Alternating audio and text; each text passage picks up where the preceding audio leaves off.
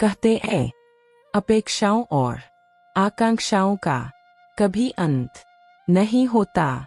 मनुष्य के जीवन में इतनी समस्या है कि इनसे निकलने का कोई मार्ग ही नहीं समझ आता।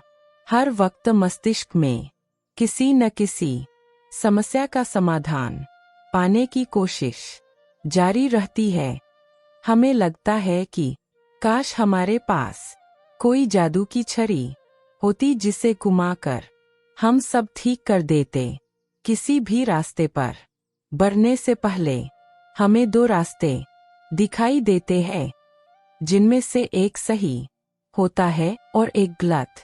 इनमें से कौन सा रास्ता सही होगा, ये हम पहले से नहीं जानते। गोस्वामी तुलसीदास जी द्वारा रचित रामचरितमानस में रामशला का प्रश्नावली दी गई है, जिसका उद्देश्य मनोवांछित प्रश्न या कार्य का उत्तर जानना है। इसको ज्योतिष से संबंधित भी कहा जा सकता है। इसमें कुछ चौपाइयां दी गई है और उनका फलादेश भी हमारा कार्य होगा या नहीं, यह जानने के लिए इसका प्रयोग आपके सवालों का जवाब देने के लिए किया जाता है।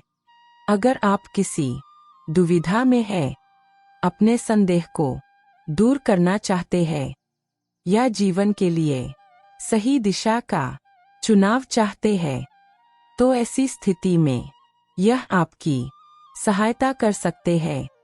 वैदिक काल से ही इस विधा का प्रयोग किया जाता है। रामायण प्रश्नावली 15x15 की हिंदी वर्णमाला की कड़ी है। इस कड़ी के प्रत्येक खांचे में रामचरितमानस की 9 चौपाइयों का एक एक अक्षर लिखा है। जो व्यक्ति अपनी समस्या का समाधान चाहता है, उसे भगवान श्री राम का ध्यान करते हुए बंद आंखों से एक खांचे पर अंगुली रखनी होती है। आपके द्वारा चुने गए अक्षर से प्रत्येक 9वें अक्षर को जोड़ते जाइए। इन अक्षरों को जोड़कर रामचरितमानस की एक चौपाई बनेगी। इस चौपाई में ही आपके संबंधित सवाल या समस्या का हल छिपा है। प्रश्नावली प्रयोग करते समय ध्यान रखने योग्य बातें अपने दिमाग से सभी नकारात्मक विचार हटा दे। एक समय पर एक ही सवाल करें। प्रश्न करने से पहले भगवान राम का ध्यान करें। आप उन्हीं सवालों को करें जो आपके लिए बहुत जरूरी हो या जो आपके जीवन से संबंध रखते हो। बेकार के सवाल ना करें। प्रश्नावली के जरिए आप अपने लिए सही मार्ग को पहचान सकते हैं।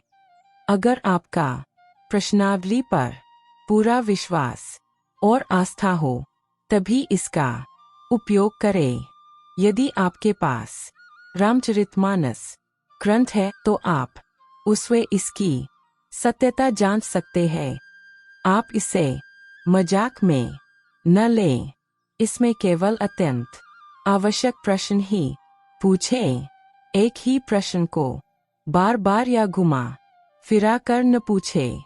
अपने ईश्वर पर विश्वास करें तथा जो समाधान मिला है उसे स्वीकार करें। अगर वीडियो पसंद आए तो लाइक करना ना भूलें। जय श्री राम।